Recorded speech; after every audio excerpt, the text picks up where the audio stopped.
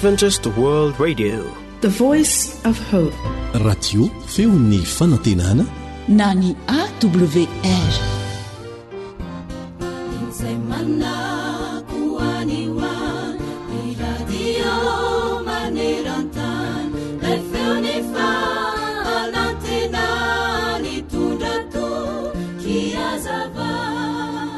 Nisy mpinamana anankiroa niaraka nandehandeha tany eny efitra karakaina na irony antsointsika hoe dezera irony. Rehefa nandeha teny izy ireo dia nifamaly ka nofelan'ilay namany tehamaina ity namany iray. Tsy niteny nefa ilay voafelaky ny tehamaina, tsy namaly ihany koa fa dia niondrika teo amin'ny fasika izy ary nanoratra hoe androany aho dia nofelahan'ilay namako tehamaina.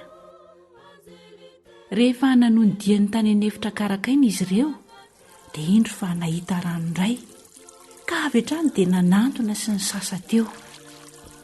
Nandroso lalindalina tao anatin'ilay rano anefa ilay namany izay voafelaky ny tehamaina teo aloha ihany ka indro fa niletika.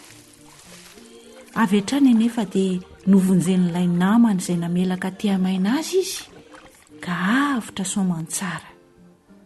Rehefa tavavoaka tao anatin'ilay rano izay nisy onaona saiky nahafaty azy ilay ranamana velona soamantsara dia indry izy fa lasa nanoratra teo amin'ny vato kosa indray nanao hoe androany aho dia novonjen'ilay namako. Gaga ilay namany nahita izany ary velom-panontaniana taminy hoe omaly rehefa namelaka tehamaina anao aho, nandratra anao aho dia nosoratanao tamin'ny fasika izany, kanefa nahoana no tamin'ny vato indray ianao no nanoratra androany?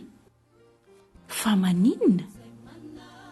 Dia namaly azy ilay namany hoe rehefa misy namantsika na olona hafa izay mandratra ny fotsika dia tokony ho eny amin'ny fasika no hanoratantsika izany, mba ho mora entin'ny rivotra ka ho voafafa tsy ho hita intsony ny adosony ary ho voavela ny elony.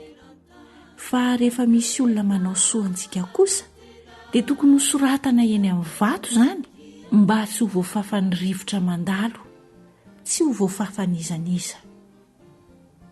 Ry mpiaino namako, marina izany.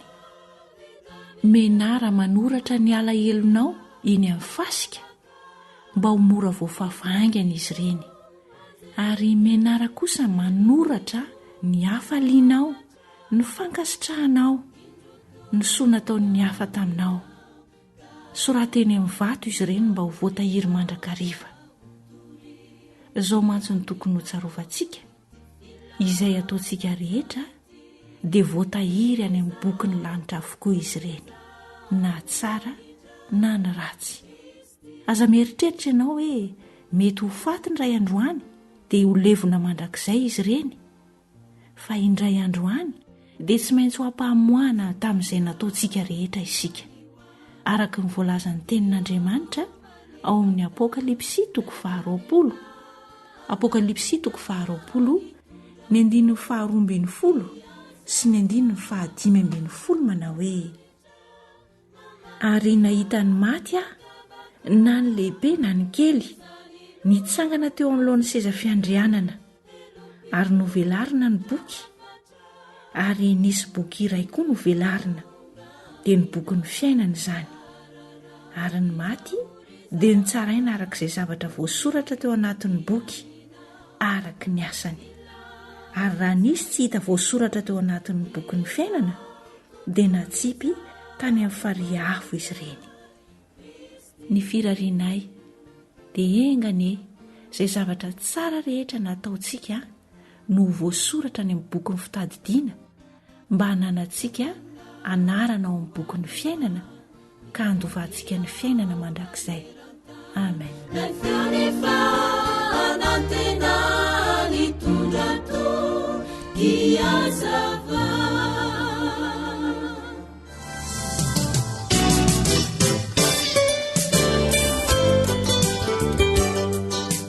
Harena ny fahasalamako. Alio misoroka toy izay mitsabo.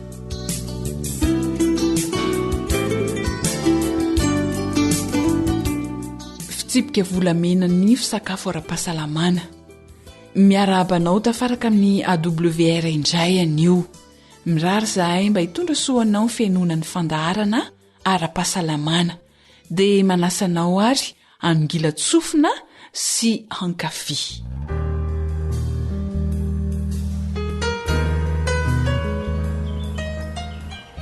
Fanakaizandray ary le mily teo e.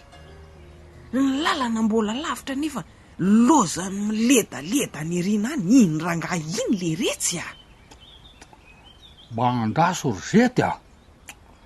Fa inona ary ty maika tsy faingany ty e. Fa taizy ty mily e. Ho maizimbava volany ane vao tonga ny tanàna mariny. Ka zay indrindra. Ino ty hoaninao e?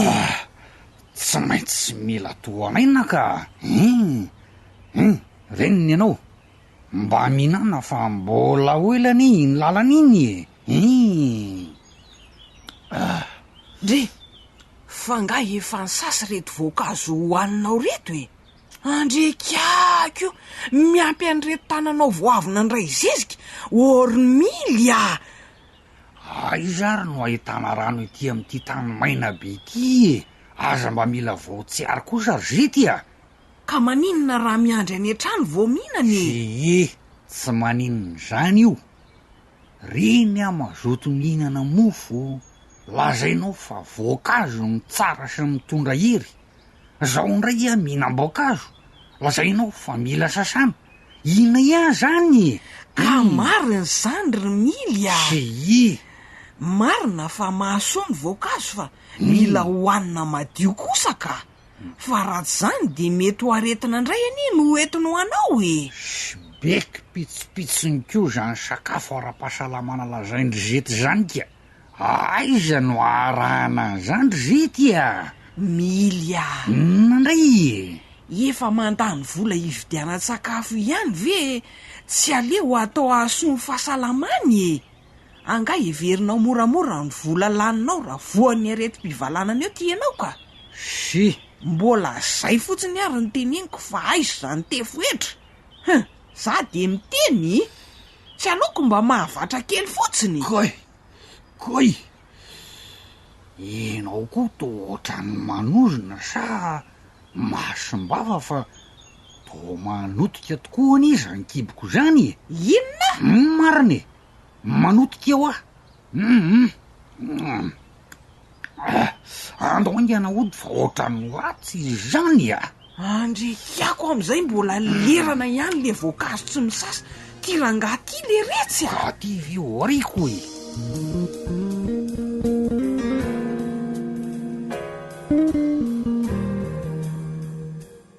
Marina fa natao ahasoa ny fahasalamana ny sakafo, kanefa raha tsy hainy mihinana azy dia mety hitondra aretina ho an'ny vatana indray. Ahoana ary ny fomba fisakafo ara-pahasalamana? Dokotera Harizava Razavinjatovo no anoro hevitra antsika mahakasika izany. Omena azy ary ny fitenenana. Androandraitsika dia jery manokana ny amin'ny fitsipika volamena ny fisakafo ara-pahasalamana. Misy teboka maromaro vitsivitsy zany no hampahafantarina hoe inona izany fitsipika volamena ny fisakafo ara-pahasalamana izany.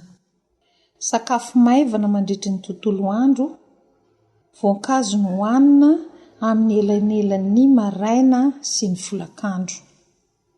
Ovaovana ny sakafo. Tandremana tsara ny sakafo afangaro, farafabetsany karazany anankitelo ihany. Fidina tsara ny karazan-tsakafo mba ho biolojika fa tsy sakafo misy zezika simika ny fikarakarana na ny nambolena azy. Ahena ny tavy avy amin'ny biby, izany hoe soroana ny finanana hena matavy na henan'omby zany na henan'akoho toy ny poulet de chair, fa soloana menaka oliva ilay antsoina hoe extra vierge raha ampy ny fahafamanao. Ahena ny sakafo misy protéine avy amin'ny biby toy ny hena. Ny vokatra avy amin'ny ronono ny tena tsara, ny fromage écrémé, ny yaourt nature, ireo dia samy avy amin'ny ronono avokoa sy ny sisa sy ny sisa. Ampitomboana ny fihinanana sakafo avy amin'ny zava-maniry. Sasana tsara amin'ny rano sy savony raha azo atao mialohan'ny hihinanana voankazo sy ny legioma na koa voasana. Savony ampiasaina amin'io dia marihana etoana fa ilay antsoina hoe savon neutre toy ny savony nosy na savon de Marseille, ary kosehina amin'ny éponge mihitsy ilay voankazo. Alona kely amin'ny sirop izy avy eo, izay voakobanina amin'ny rano tsotra afaka hohanina na koa voasana. Ahena ny glucide. Aleo ireo misy tsiraka na fibra no hohanina betsaka fa tsy ny friandise na ny conserve na ny boisson zava-pisotro misy siramamy. Indray mandeha isan'andro na indray mandeha isaky ny 2 andro dia tokony hihinana ny antsoina hoe céréales complet toy ny paty, ny vary sy ny sisa sy ny sisa. Rehefa misakafo dia tsaratsara kokoa raha tomboka amin'ny crudité na fihinanana zavamanta mba hanomana ny vavony amin'ny fandevonan-kanina, satria ny fihinanana n'io zavamanta io dia manaitra ny vavony hamoaka ny tsiramoka na ny antsoina hoe ranom-bavony izay manampy betsaka amin'ny fandevonan-kanina. Io ilay antsoina hoe suc gastrique. Tandremana ny sira. Fohanana tanteraka ny zava-pisotro misy alcool. Mila misakafo ampilaminana, amin'ny saina tony ary ampifaliana ihany koa. Atao fotoana manokana eo amin'ny fiainana isan'andro isan'andro ny fotoana isakafoanana izay akana fahafinaretana. Mila mitsako tsara dia mila mitsako miavana ihany koa. Mankasitraka indrindra dokotera.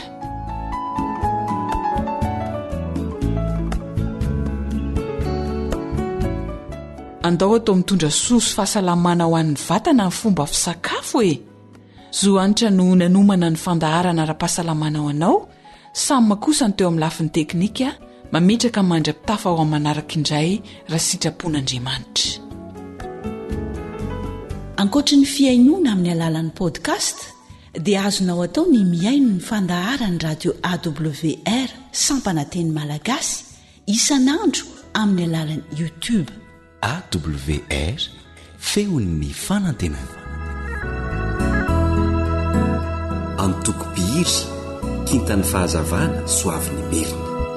Inunina kasai, inunina ta, inunina tena, maminiza fiananiza, inunina kende, etwaminiti taniti, teuzava maune, razia Kristi, nalikantu simade, tena fana perana, funina lijaside, tutsi sifata perana, nani aza nani las, tirina lijaduri, tia samitsi akas, razia Kristi, Salapone,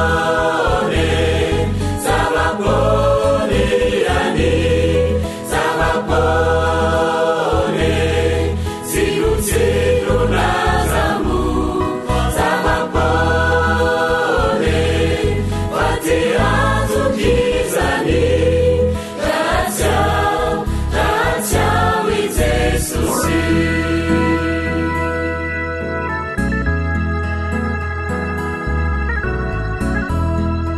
AWR Zay lay monja ny fanantenana. Inunina eke, vawe masambatra, nifanana re, na trano soma miratra, nifanalana be, ikrizan'olona ety, etsy masoane, ratsy ao Kristi.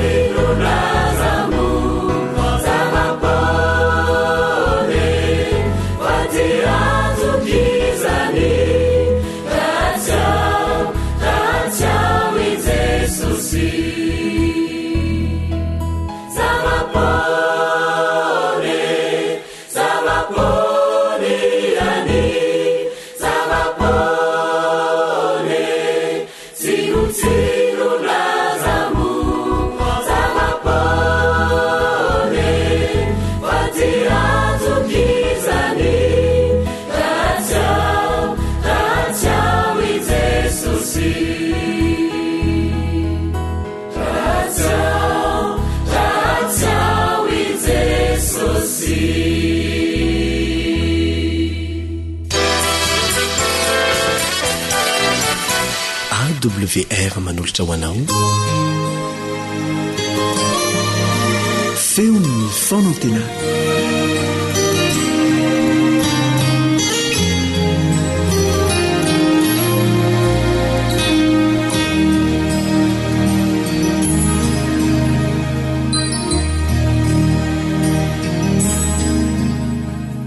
ry mpiano malala fifaliana lehibe ho anteranay pastora zafinjatovy Narson Gilbert ny miara-manandratra ny fiderana sy ny fankalazana ny fankasitrara ny famezam-boninahitra indrindra ny fisaorana ho an'Andriamanitra ray zanaka sy fanamasina mipetraka eo amin'ny seza fiandrianana ikofany l'olona 420 ary anaovany zava-manana 4 irandro manalina manao hoe masina le tompo Andriamanitra tsy to lay taloha ankehitriny aroavy fifaliana anay miara manatanteraka an'izany amintsika tsiraray avy efa hitantsika teto ary fa miteny amintsika Andriamanitra mampita hafatra amintsika Andriamanitra amin'ny alalan'ny feon'ny fieritreretana amin'ny alalan'ny tenin'Andriamanitra amin'ny alalan'ny Baiboly amin'ny alalan'ny soratra masina rehefa indro miamaro isan'ny olona raha indro fa miamaro koa ny fahalalana miamaro ny karazam-pivavahana miamaro ireo fampianarana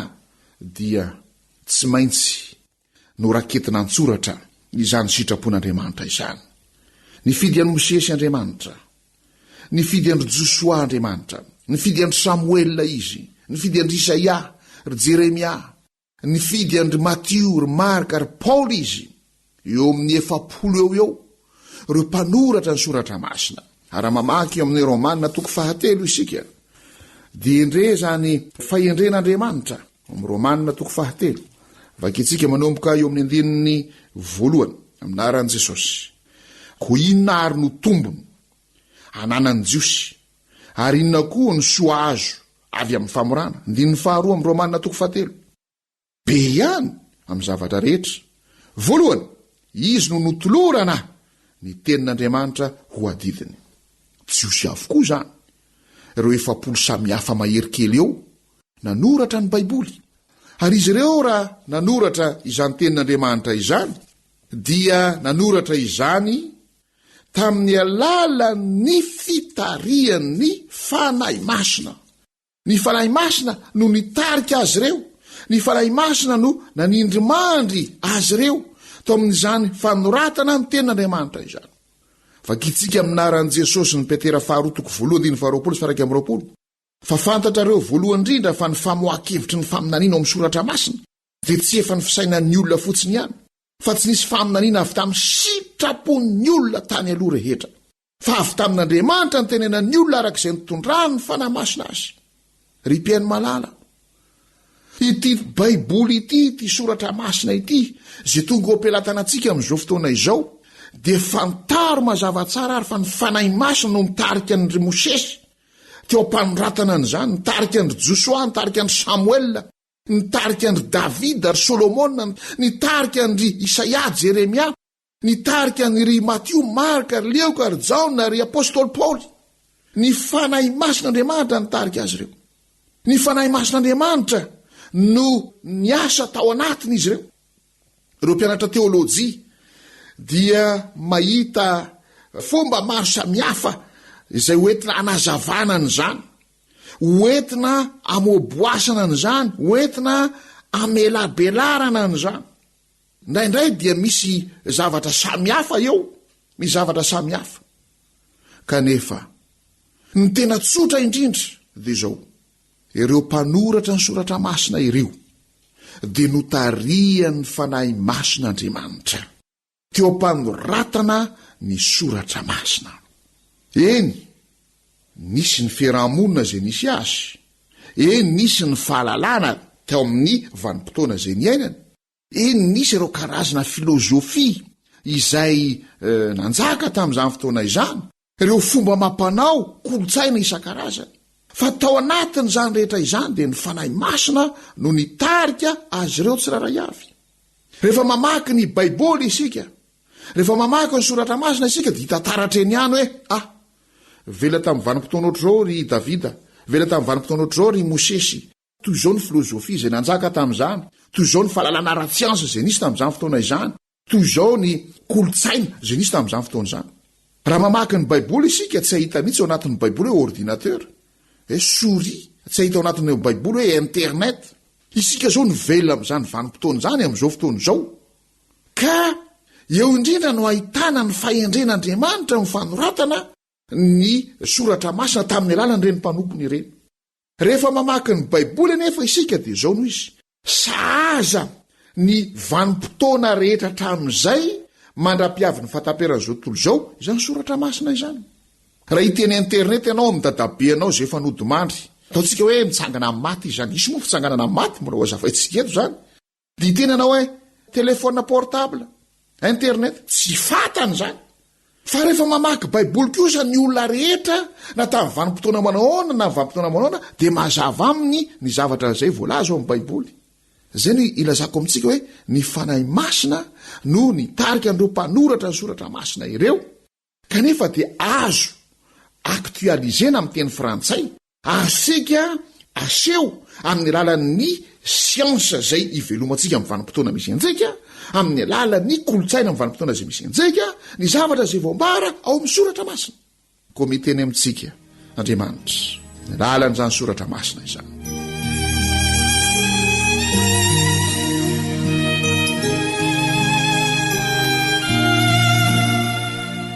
Marina fa misy ny atao hoe fitsikerana avolenta, haute critique, critique de critique, zay hoentina anatsatsoana zany ten'Andriamanitra izany hoe tsy Mosesy nanoratra ny Genesis, Exodus, Leviticus, Numérie, Deutéronomie, tsy Daniel velona tamin'ny vanim-potoana Nebokadnezara nanoratra ny bokyny Daniel. Jerena daholo ny karaza teny, jerena ny karazana firafitry ny teny, jerena ny zavatra zay ambara. Zany no ianarana amin'ireny atao hoe haute critique na critique de critique ireny. Manina moa no avelan'Andriamanitra isy zany, satria isika dia afaka mampiasa ny safiditsika. Isika izany dia tsy hoe machine ka dia tikano tsy tikano. Ripiainy malala, avelan'Andriamanitra isy ny fanatsatsoana maro samihafa ny tenin'Andriamanitra. Avelan'Andriamanitra isy ireny fanazavana diso ireny, ireny famelabelarana mivona ireny, mba hatonga antsika rehetra natateraka ny jaona toko 5:7 manao hoe diniona-reo ny soratra masina. Ao amin'ny Daniela 2:14 raha miteny ny soratra masina manao hoe hitombo ny fahalalana any aparany, dia ny fahalalana ny tenin'Andriamanitra, dia ny fahalalana izay mivona ihany koa aza, fahalalana ny fanazavana ny tenin'Andriamanitra amin'ny fomba diso maro samihafa. Lay Satana tsy mipetrapetra-pony, lay devoly tsy mitomoemoem-pona fotsiny amin'izao fa dia mampiasa ny fomba rehetra izy.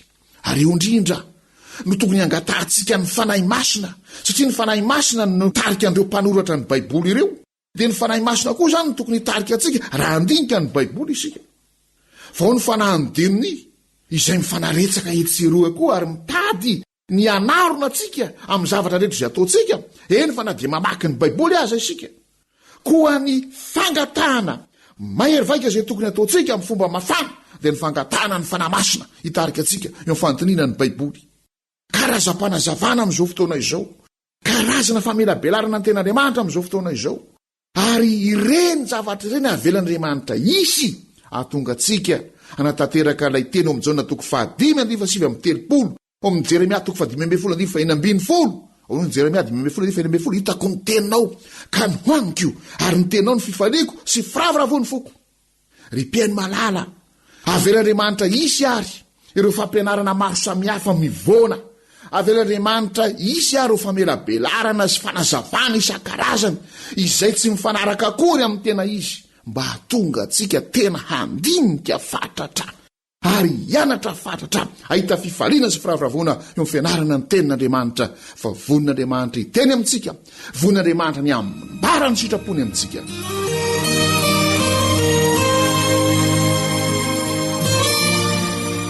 Iary vavaka isika, misy ranao izay Andriamanitra ray zanaka sy fanahy masina, Andriamanitra izay miteny aminay, mampita afatra aminay, kanefa tsy andaniko ny devoly dia mampita afatra aminay ary mampiasa ny fomba rehetra. Ka izany no mahatonga ny fanazavana ny baiboly be dia be, famelabelarana ny soratra masina mety sy roa, kanefa indrisy fa betsaka amin'izy ireny no mivona betsaka amin'izy ireny no araka amin'ny fisainan'olombelona, betsaka amin'izy ireny no mitarika anay ho amin'ny lalandiso ho amin'ny be io izahay. Anaiky sala ny nanekeny ny olana noratra ny baiboly ho tariany fanahy masina, ampeo izay anaiky ho tariany fananao masina, ka angataka fatratra mihitsy amin'ny fitariany fananao masina izany. Ampeo izahay angataka ny fahafenony fanahy masina ny fianarana ny teninao mba ho ny tena sitraponao no fantatray. Dia amin'ny anaranao Jesosy no angatahana izany vavaka izany. Amen.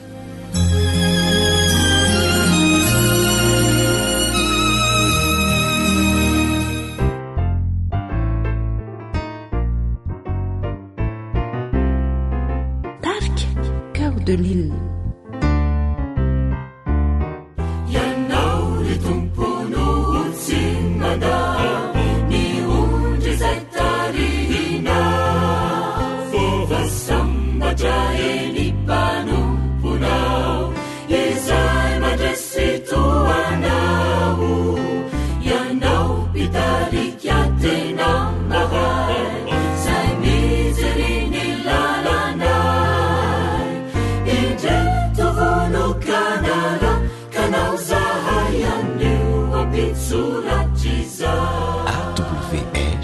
Zay lay onjany fanantenana.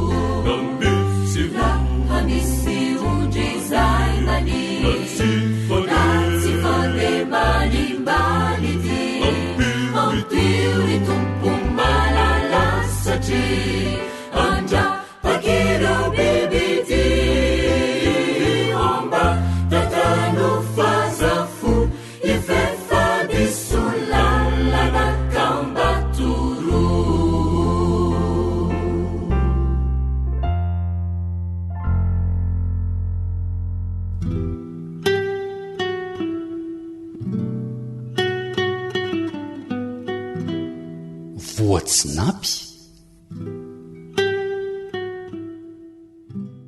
Raha anao zavatra ihany dia aleo sitraka andro anaovana tahaka ny tongotr'omby avy ny osy.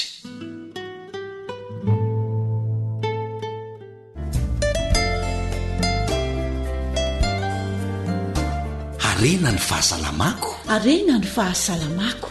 Famela belarana ara-pahasalamana hitondrana torohevitra mahasoa ahatonga Madagasikara ho faritra manga, ahitana olona salama sy matanjaka ary ela velona.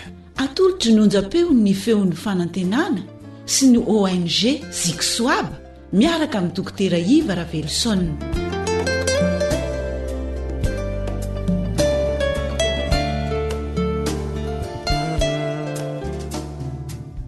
Manolotra ny fiarabana ho antsika tsirairay avy izay manaraka tsy tapaka ity onjam-peo AWR ity. Mbola ao anatin'ny fotoanan'ny conférence ihany isika izay nampitondraina ny lohateny hoe fantaro ny momba ny sakafo mba ho salama sy ho ela velona ianao. Dia ny tenako dokotera Iva Ravelson trano moa zany no mitondra n'izao fandaharana zao tenako moa zany dia tsy iza fa filoham-panorona ny ONG Ziksoab. Androany dia andro fahatelo sahady isika amin'ity conférence ity, ary ny lohateny izay voaboasantsika androany dia mitondra lohateny hoe otrikaina avy amin'ny sakafo na le atao hoe nutriments.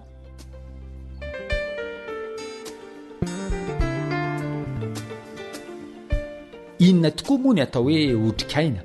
ny otrikaina dia singa ao anatin'ny sakafo anankiray zany hoe ny fomba fiteny sientifika azy moa zany a dia nutriment zany hoe ao anatin'ny sakafo anankiray ny sakafo moa dia lazany hoe aliment ao anatin'ny sakafo anankiray ao anatin'ny aliment anankiray dia misy nutriment ohatra zao raisitsika ny akondro zao dia sakafo fa ao anatin'ny akondro io dia ahitantsika nutriment maromaro ohatra hoe ahitantsika protéine ao ahitantsika glucide ao ahitantsika vitamine ao ahitantsika sel minéraux isan-karazany ao sy ny sisa reo zany a ny atao hoe nutriment zany hoe reo singa na otrikaina ao anatin'ny sakafo inona ny karazany maro mihitsy ny karazany otrikaina ao anatin'ny sakafo anisan'izany ny protéine ny glucide ny lipide ny vitamine ny sel minéraux isan-karazany tena betsaka mihitsy ireo sel minéraux reo tahaka ny calcium ny zinc ny fer sodium potassium magnésium cuivre sisa ary ao anatin'izay ihany koa ny atao hoe oligo élément inona no asan'ireto nutriment ireto inona ny asan'ireto otrikaina ireto ireo otrikaina ireo no miantoka ny développement ny organisme zany hoe ny fitombony vatana ary izy ireo ihany koa ny manao ny entretien zany hoe mety misy fahasimbana ohatra anao voadona ianao dia misy simba ny vatanao a dia ireo otrikaina ireo zany no manavao indray ary manamboatra indray zay mahatonga ny hoe misy olona anankiray voadidiny antsy a dia sitrana le fery dia misy cicatrice misy olatra reny zany a dia avy amin'ny nutriment daholo reny fa ankoatran'lay hoe zany hoe ny otrikaina zay mitondra ny croissance manao ny entretien dia miantoka ny fiarovana antsika ihany koa ireto otrikaina reto io ny atao hoe système défensive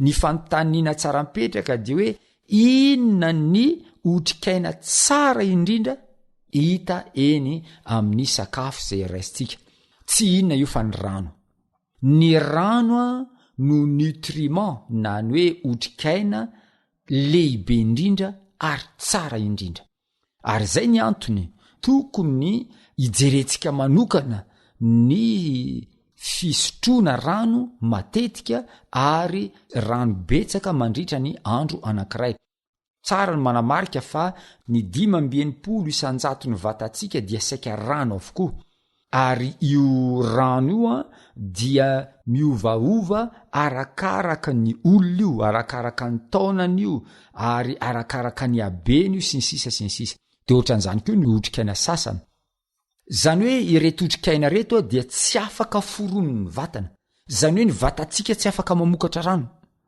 zasy ianao tsy afaka mamokatra rano ao anatintsika ao fa tsy maintsy afarina avy any ivelany zany hoe alaina avy any ivelany maka siotsika maka tavoangitsika dia maka rano avy any ivelany dia reny no ampidirina ka ny atao hoe nutriment na ny otrikaina zany a dia zavatra tsy azo ny vatantsika foronona na oviana fa tsy maintsy raisy ny vatantsika avy amin'ny alalany sakafo zay avy any ivelany vatantsika misy karazana otrikaina zay tsy azo atao ambanin-javatra mihitsy satria izy ireo a no manampy atsika amin'ny famokarana ny vatantsika ohatra hoe te ampitombo ny vatanao ianao a dia tsy maintsy avy amin'ireo otrikaina ireo inona ireo karazany ireo misy karazany 5 izy ireo ary ireo otrikaina rehetrarehetra ireo a dia tsisy azo ny vatana amboarina na dia iray tsy inona izy ireo a fa ilay atao hoe acide aminé essentiel mbola ho resantsika ihany izy ireo amin'ny fotoana manaraka misy koa ny atao hoe acide gras essentiel misy koa ny atao hoe vitamine sy ny minéraly isan-karazany ary ny faefatra dia ny rano ary ny fahadimy dia ny fibre végétale na ny tsiratsiraka izay ao anatin'ny sakafo averiko re mandeha zany ireo karazana nutriment na otrikaina izay ilainy vatantsika izay miisa 5 izy ireo ny voalohany acide aminé essentiel ny faharoa ny acide gras essentiel ny fahatelo vitamine sy ny minéraly isan-karazany ny faefatra ny rano ary ny fahadimy dia ny fibre végétale na fibre alimentaire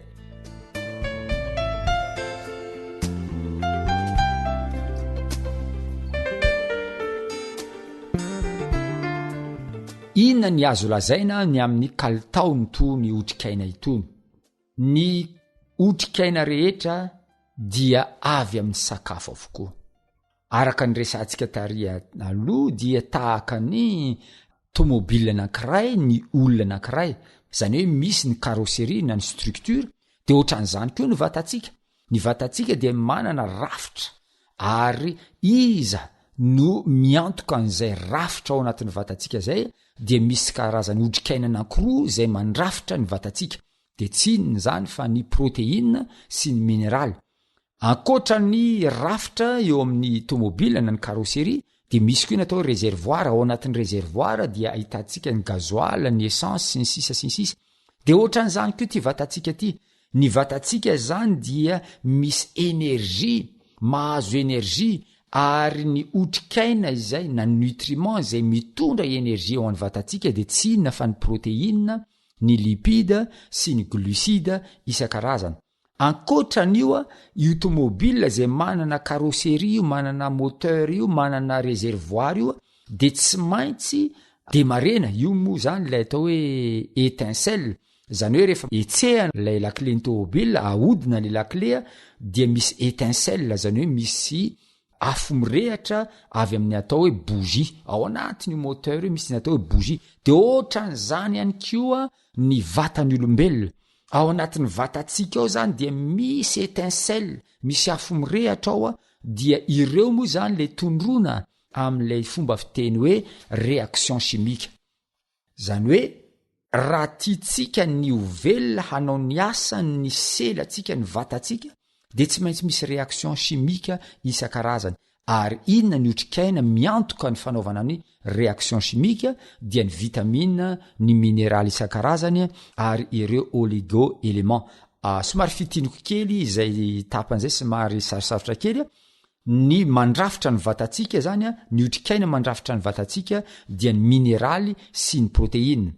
Ny otrikaina zay manome antsika ny hery na ny énergie na ny calorie dia ny protéine, ny lipide ary ny glucide. Ary ny otrikaina zay miantoka ny réaction chimique sy ny fonctionnement rehetrarehetra, ny fiodinany zavatra ao anatin'ny vatantsika dia ny vitamine, ny minéraly ary ny oligo-éléments. Eto dia tiako ny iresaka kely mikasika ny atao hoe calorie. Ny calorie moa zany de tsy inona fa ny hery hoentiny sakafo anankiray. Tsara ny manome anty antotanisa ity satria fantatry ny rehetra izy ity, ny 1 grama amin'ny graisse na ny lipide dia manome 9 kilocalories, ary ny 1 grama amin'ny glucide manome 4 kilocalories, ary ny 1 grama amin'ny protéine dia manome 4 kilocalories. Azontsika hitarina izy io, ohatra hoe 1 grama amin'ny alcool dia manome 7 kilocalories. Misy anefa otrikaina zay tsy misy calorie. Anisan'izany ny rano. Na misotro rano fezay ianao de tsy azo calorie na oviana na oviana. Ohatran'izany koa ny fibre alimentaire. Ny fibre alimentaire dia tsy misy calorie ao anatiny. Ohatran'izany koa ny minéral isan-karazany tsy misy calorie ao anatiny. De ohatran'izany koa ny vitamine tsy azahoantsika calorie ao anatiny. Reny zany dia voatondro hoe nutriments non énergétiques, zany hoe otrikaina zay tsy mitondra calorie, tsy mitondra force. De izay zany mikasika an'io. Ka eto zany dia anisan'ny zavatra tsara mihitsy ny mamantatra an'izay fanasokajiana izay. Ka ireto ireo karazana composition na ny rafitry ny nutriments sy ny aliments arakaraka ny calorie sy ny composition amin'ny resaka otrikaina moa zany. Ny sakafo ohatra ny viande, ny hena zany, ny trondro, ny atody, ny maro hafa, ny biby isan-karazany zany dia ahitantsika ny atao hoe protéine animale. Ny céréales kosa sy ny féculents, zany hoe ohatra hoe vomanga, ny katsaka, ny vary sy ny mangahazo sy ny sisa, ireny indray dia ahitantsika ny atao hoe glucide, AIG faible, zany hoe index glycémique ambany. Ambany be zany ny index glycémique ao anatin'ny céréales sy ny féculents. ny ronono sy ny produit laité isan-karazany nefa dia ahitantsika otrikaina tahaka ny protéine sy ny lipide. Ny matière grasse isan-karazany dia ahitantsika lipide rahateo. Ny fruits sy légumes ahitantsika fibra sy minéral be dia be. Ary ny produit sucré ohatra ny hoe barra sucré, barra énergétique dia ahitantsika glucide à index glycémique élevé. Zany hoe tsara ny amantarantsika an'izy ireo. Raha jerena indray ny asan'ireo otrikaina ireo dia misy karazany telo ny asan'ny otrikaina. Misy zany otrikaina tondra hery fanorenana, aliment bâtisseur moa zany ny fomba filaza azy. Zany hoe manome ny fitombony vatana ary manolo ireo sela simba na maty. Inona moa izy ireny? Aiza ny ahitantsika an'izy ireny? Ny sakafo feno protéine sy lipide no tena ahitantsika an'izy ireny. Ny hena, ny trondro, ny atody sy ny ronono no tena ahitantsika azy ireny. Fa tsara ny manamarika fa misy koa zava-maniry ahitantsika azy ireny, ohatra ny soja sy ny namany. Misy indray ny karazan-tsakafo izay miantoka ny asan'ny sela sy ny tissu sy ny organe isan-karazany. Io zany fonction sy ny réparation. Ny karazana nutriments zay miantoka ny asa zany na ny fonction dia tsy inona izy ireo fa ny vitamine, ny fibra, ny minéral isan-karazany. Ary ahitantsika azy ireny ny sakafo toy ny ronono, ny fruits sy ny légumes isan-karazany. Fa ankoatran'io dia ilay atao hoe aliment énergétique zay mitondra hery dia tena ny nutriments, zany hoe ny otrikaina zay ahitana glucide sy ny lipide moa zany tena ahitantsika azy ireny.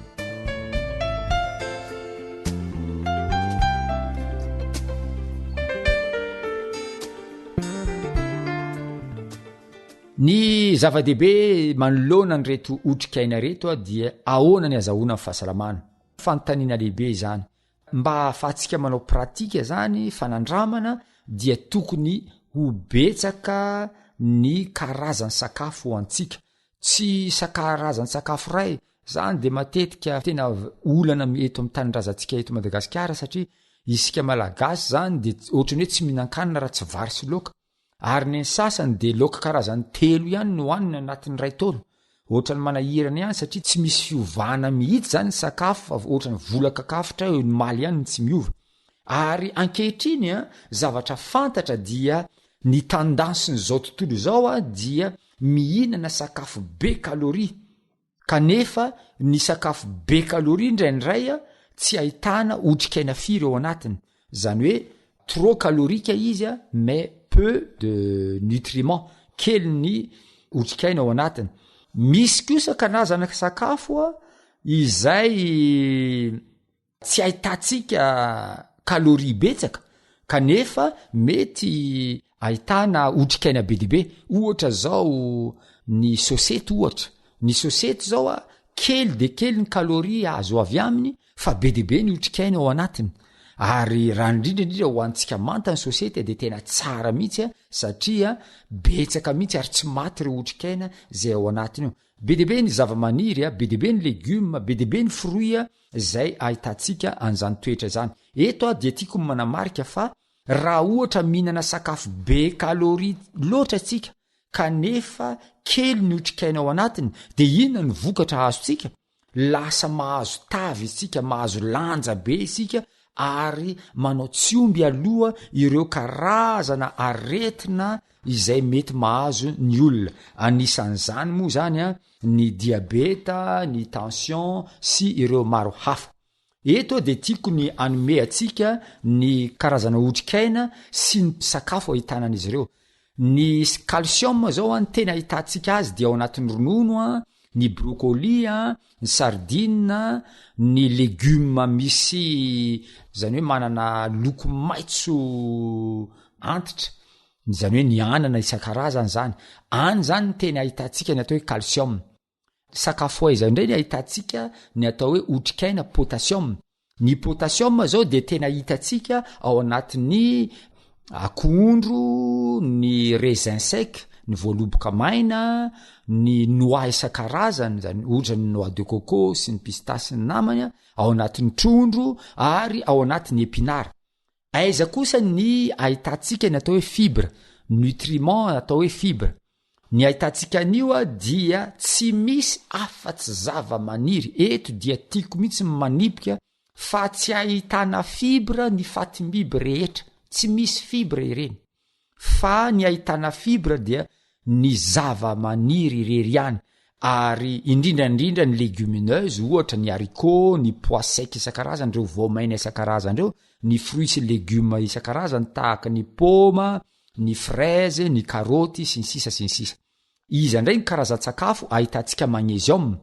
Ny magnésium dia hitantsika be de be mihitsy ao anatin'ny épinard, ny haricot noir, ny pois isan-karazany ohatra ny pois chiche sy ny maro hafa. Ny ahitantsika ny vitamine A. Ny otrikaina vitamine A dia hitantsika ao anatin'ny atody, ny ronono, ny karoty, ny vomanga sy ireo maro hafa. Ny ahitantsika ny vitamine C, otrikaina tena lehibe mihitsy ty vitamine C ty dia ny ahitantsika azy be indrindra dia ny voasary, ny fraise, ny tomaty, ny brocoli, ny poivron, voasary makirana sy ny sisa sy ny sisa. Ny vitamine E indray dia hitantsika ao anatin'ny zavoka, ny graine isan-karazany ohatra hoe ny grain de lin, ny sésame, ny amande sy ny sisa sy ny sisa, ary indrindrandrindra ny épinard. Ireo ndray zany ny karazan-tsakafo zay ahitantsika nutriments isan-karazany, koa irariko ary faniriko ny ampiasantsika an'izy ireny satria ilaintsika ho amin'ny fahasalamana izany.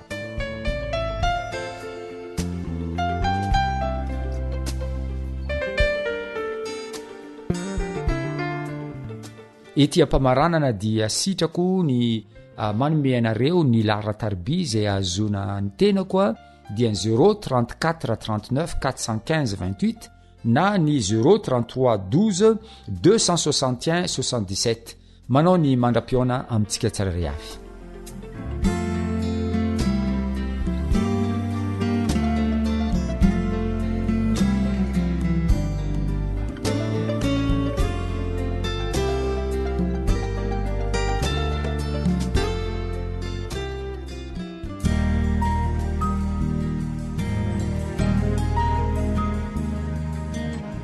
Ny teninao no fahamarinana.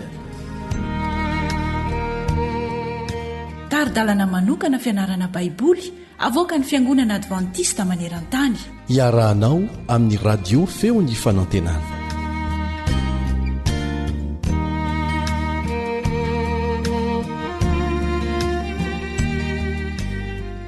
Ampifaliana indray no ionako aminao amin'ny alalan'ity onjam-peo ity. Manasanao mba holiana hatrany amin'ny fianarana ny tenin'Andriamanitra. Ny namana Rilandray no teknisianina mahafatrapo. Mampita amin'ny feo any aminareo Androany. Ary ny namanao Risarandrenjatovo mpiara-mianatra soratra masina aminao no hiaraka aminareo indray amin'ity anio ity. Ao anatin'ilay lohateny hoe mandrava ny hevitry ny fisarana. Ivavaka isika. Raina izay ny an-danitro misaotra, makatelina, makasitraka tamin'ny fiarovanao nay nandritra iny ora maromaro tsy nionana teto iny.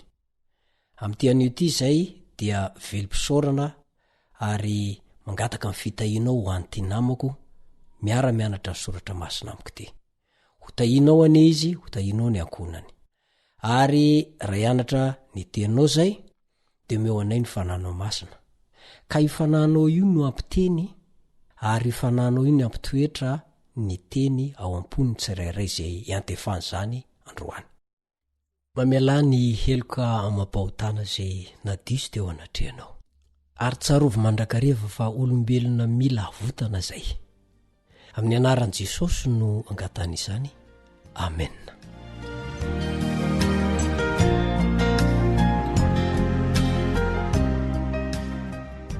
Mandrava ny hevitry ny fisarahana. Ao amin'ny Efesianina 2:4 ny 5:12 sy 5:12. Efesianina 2:4 ny ny 7:12 dia toy izao no nosoratan Paoly ho an'ny Efesianina. Fa izy no fihavanantsika izay na iray antsika rotonta ka nandrava ny hevitra ny fisarana. Fa tao amin'ny nofony no nandravany ny fandrafiana dia ny lalàna nisy didy natao ho tandremana mba hanakambanany antsika rotonta ao amin'ny tenany ho olom-baovao iray ka hanaovany fihavanana. Teo amin'ny rafitry ny tepoly fahiny dia nisy fefy na sakana nanodidina ny kianjan'ny tepoly. Tsy azony jentilisa io arana io, fa raha vao mihoatrana io izy dia maty. Paoly eto dia makasary an-tsaina ny firodanan'io rindrina io, dia malalaka zany ny fidiran'ny jentilisa rehefa hanompo an'Andriamanitra izy. Amin'ny Paoly dia nandrava ny rindrina rehetra toy izany ny hazo fijalian'i Jesosy. Eo amin'ny hazo fijaliana no ahitantsika fa ireto vahoaka anankiroa reto, ny Jiosy sy ny jentilisa zany dia lasa vahoaka anankiray. Misy zava-doza ataon'ny mpitoroteny sasany amin'izao fotoana izao. Mpampianatra baiboly maro no mihevitra fa ny didy folo, anisan'izany ny didy momba ny sabata, le voalaza ny Eksôdôsy 20 ny 19 Eksôdôsy 20 io didy io, didy momba ny sabata ao anatin'ny didy folo io, dia ambaran'izy ireo fa noravana, nofohanany hazo fijaliana. Tonga hoy Jesosy handrava ny sabata. Santoka zany, fitaka zany, solvavan'ny Satana ny mpitoroteny mampianatra toy izany. Dia i Paoly izay nanaja fatratra ary maneho fanajana tanteraka ny didy folo ve dia afaka mpianatra toy izany? Amin'ny mahafitaovana mamolavola toetra mampianatra kristianina azy ny didy folo dia azo inona ve? Fa i Paoly dia mpianatra fa hoe foana izany sabata izany. Ny zavatra misy mantsy dia izao: raha vao misy didy anankiray tsy tanterahana intsony foana, dia ny dikan'izany ny didy folo ray manontolo mihitsy no foana sy rava.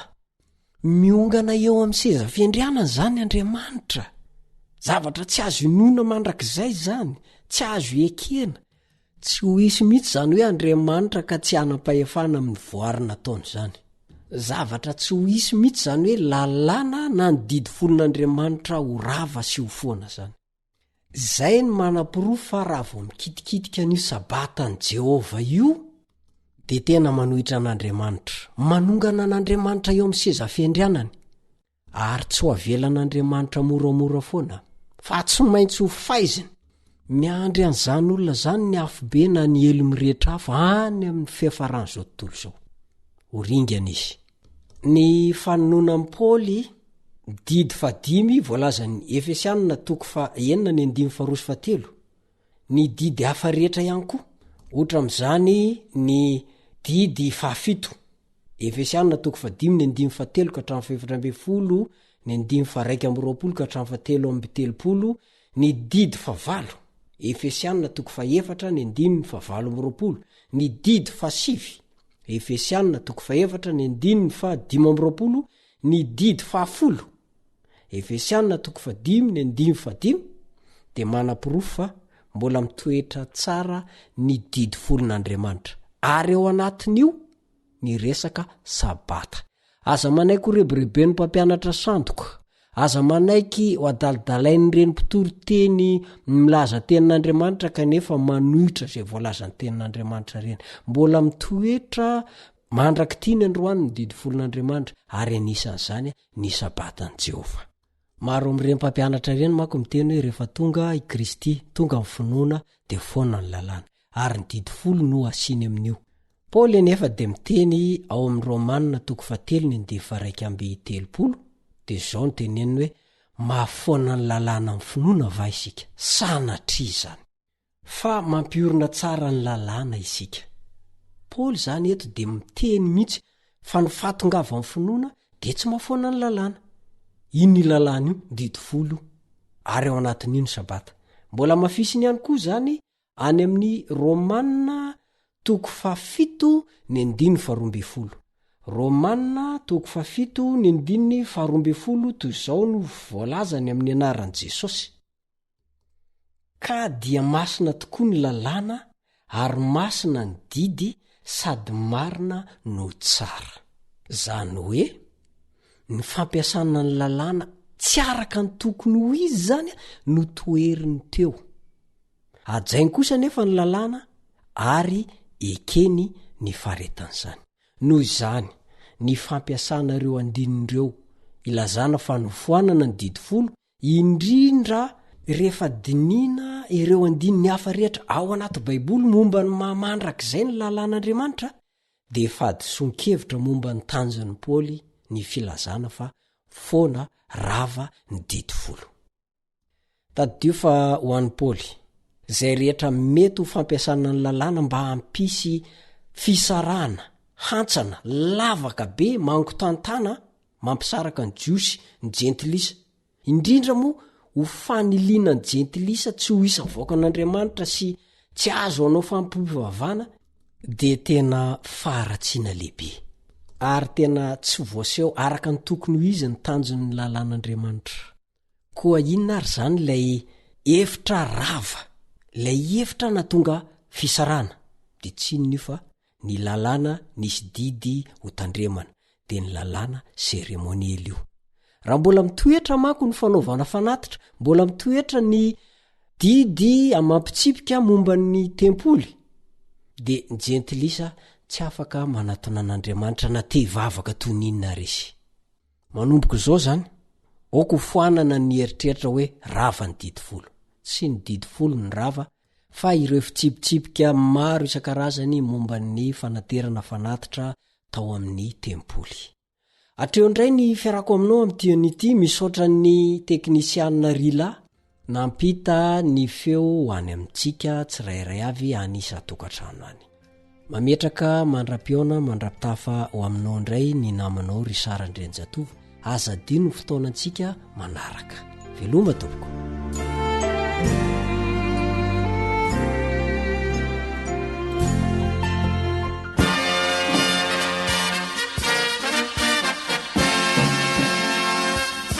Adventist World Radio, the voice of hope.